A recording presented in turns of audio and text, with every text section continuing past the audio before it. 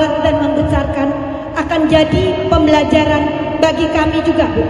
Kami kaum ibu, alhamdulillah anak kami lahir dengan sempurna, tapi tidak berarti kami tidak belajar banyak melalui jerih payah perempuan-perempuan hebat yang ada di kanan dan kiri saya ini. Tepuk tangan dong buat mama-mama.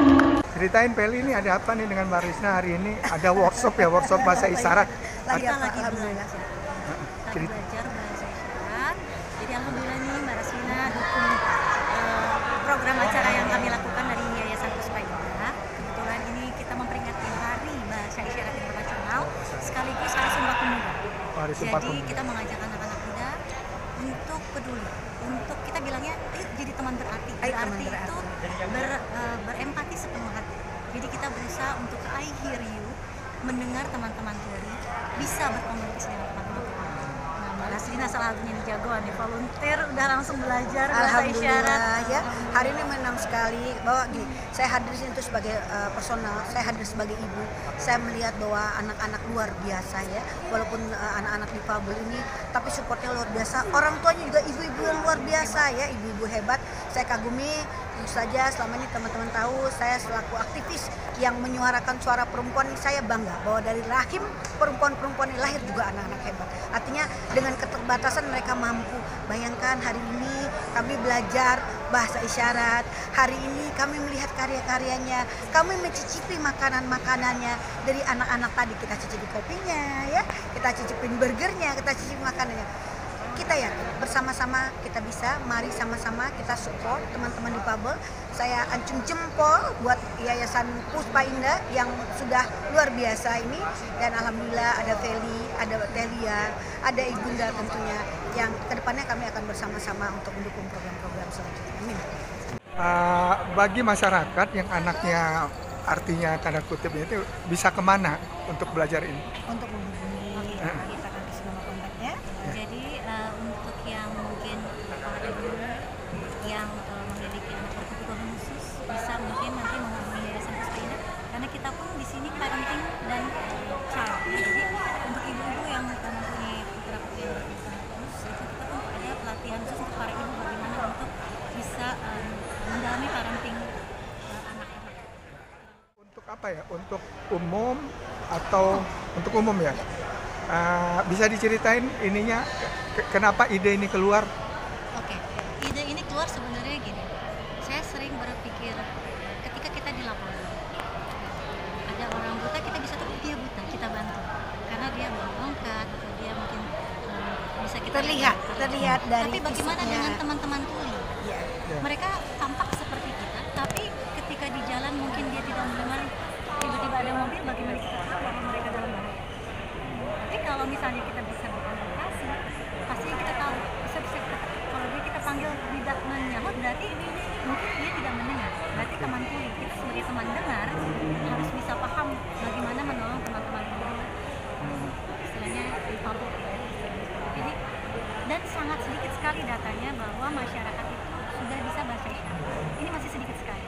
Jadi kita menghimbau supaya teman-teman itu dulu punya empati, mau belajar bahasa isyarat, karena bahasa isyarat itu bahasa universal kedua kita.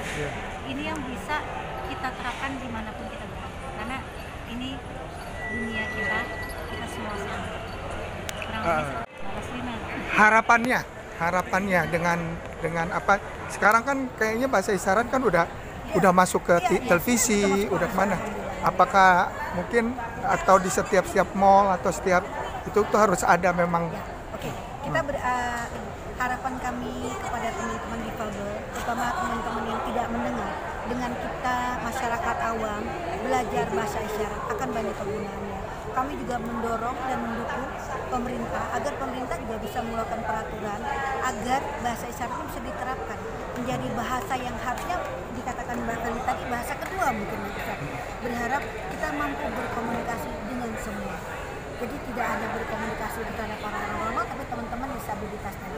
Ya, saya berharap difabel tadi maksudnya difabel tadi, kita berharap dengan adanya perundang-undang juga oleh pemerintah, dengan adanya awareness kepada masyarakat ataupun di tempat-tempat publik, ini menunjukkan bahwa empati kita sebagai manusia, empati kita sebagai orang yang diberikan kesempurnaan sama Allah ini bisa berjalan semestinya. Dan juga teman-teman tentunya penyandang tadi ya, disabilitas yang tadi tidak mendengar tadi juga bisa mendapatkan dan merasa punya hak dan kewajiban yang sama.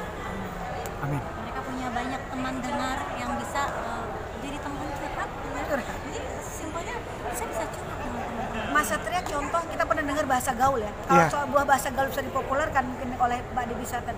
Kenapa nggak dengan bahasa isyarat? Iya. Bahasa isyarat itu jadi bahasa dunia. Karena di dunia lain juga kita populerkan. Ayo sama-sama. Kita jadikan tren. Jadikan tren. Kenapa? Oke.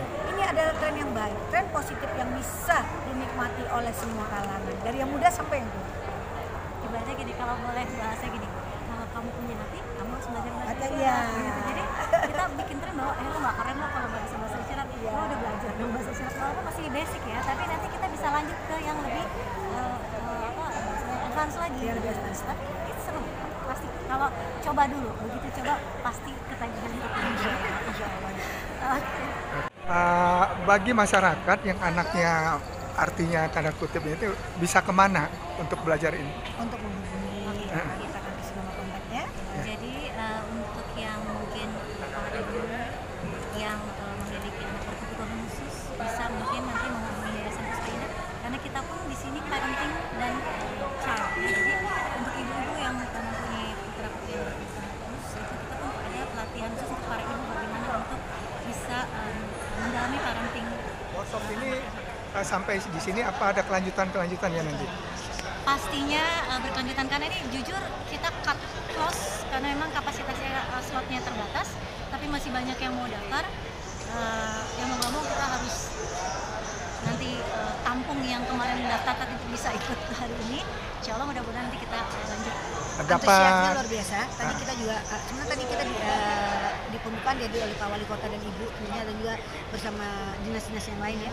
Insya Allah nanti kegiatan ini nggak cuma katakanlah alhamdulillah sekarang kita buatnya di Tangerang, mungkin bisa di daerah-daerah lain. Insya Allah makanya teman-teman ayo kita support Yayasan Puspa Indah, karena mereka ini adalah cikal bakal, karena mereka adalah sebagai resource kita, dan kedepannya kita baik saya maupun teman-teman yang lain kita bisa sama-sama menjadikan ini lebih besar dan menggaungkan ini lebih terdengar. Amin. Amin.